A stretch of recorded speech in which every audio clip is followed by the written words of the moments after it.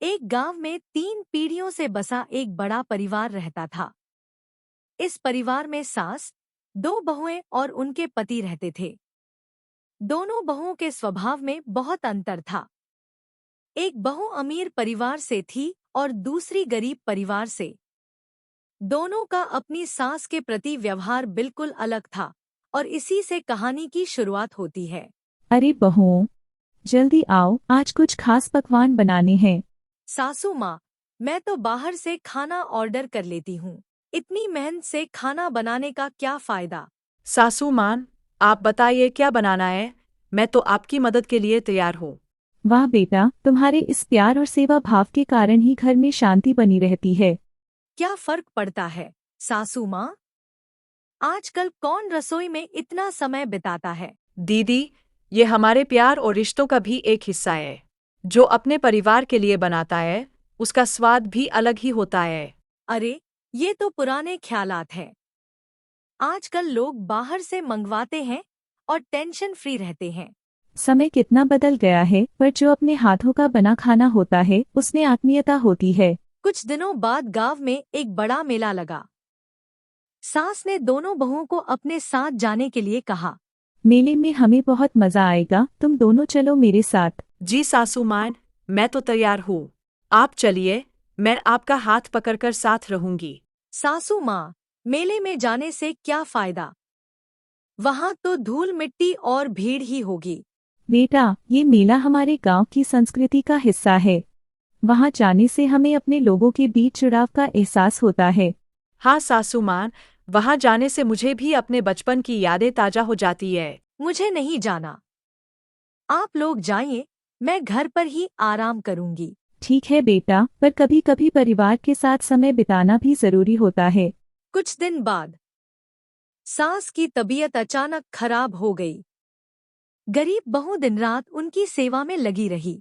वहीं अमीर बहू अपने कमरे में आराम करती रही। सासू मान, इसे पी लीजिए, आपकी तबीयत जल्दी ठीक हो जाएगी।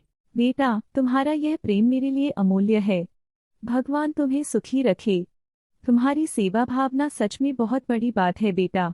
अरे, ये काढ़ा वाढ़ा पीने से कुछ नहीं होता। इनकी तबीयत तो ऐसे ही ठीक हो जाएगी। दीदी, ये घरेलू उपाय भी बड़े काम के होते हैं।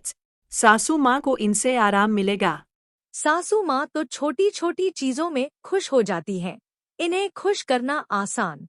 बेटा, दिवाली आ रही है, तुम दोनों अपना घर सुंदर सजाओ। हमारा घर दिवाली में सुंदर दिखना चाहिए। सासू मान, आप चिंता मत कीजिए, मैं पूरे घर को सुंदर बना दूंगी।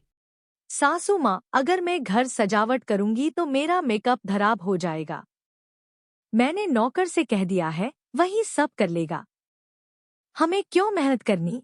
रामू, पूरे घर को सुंदर सजाकर रखो। गरीब बहू पूरे मन से सजावट में लगी हुई थी, जबकि अमीर बहू ने थोड़े बहुत सजावट के लिए घर के नौकर को बुला लिया।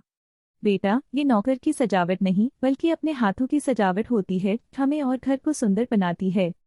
सास ने दोनों बहुओं को पास बुलाया और अपने दिल की बात कहने लगी।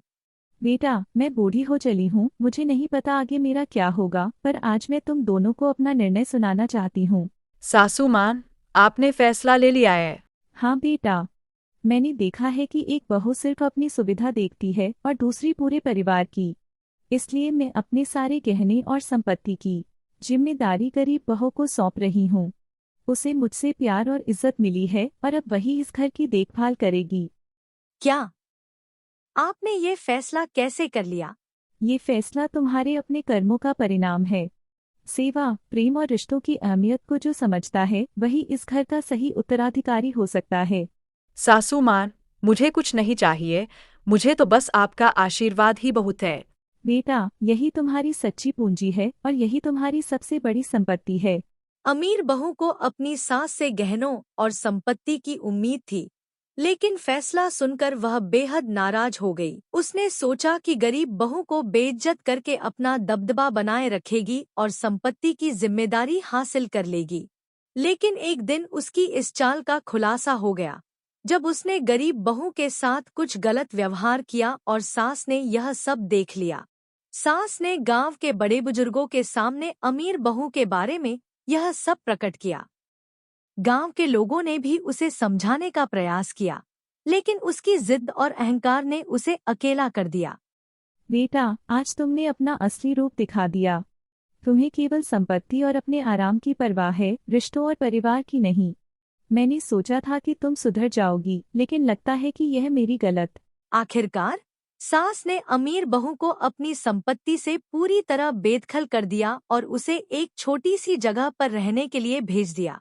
गांव के लोगों के सामने अमीर बहू का घमंड और दिखावा चूर चूर हो गया और अब उसके पास केवल पछतावा ही रह गया।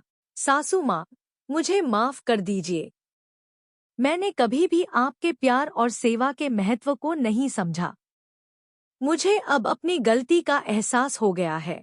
अमीर बहू को एक बड़ा सबक मिला और वह अकेलेपन में इस बात को समझने लगी कि असली दौलत रिश्तों और उनके मान में होती है, न कि ऐश्वर्य में।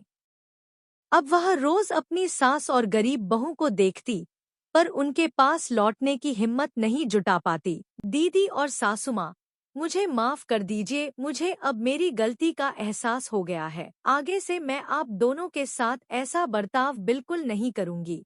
ठीक है दीदी, आपको अपनी गलती का एहसास हो चुका है, वही हमारे लिए बहुत है।